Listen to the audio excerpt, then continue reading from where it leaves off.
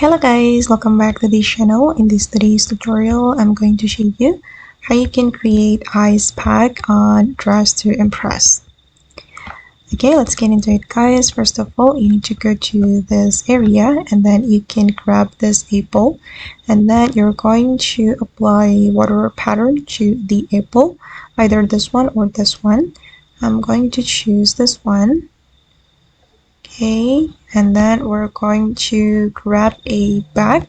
So I'm gonna go to the bag area right here,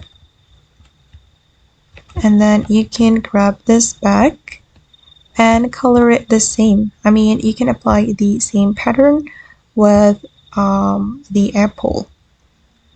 Okay, wait, let me make it the same.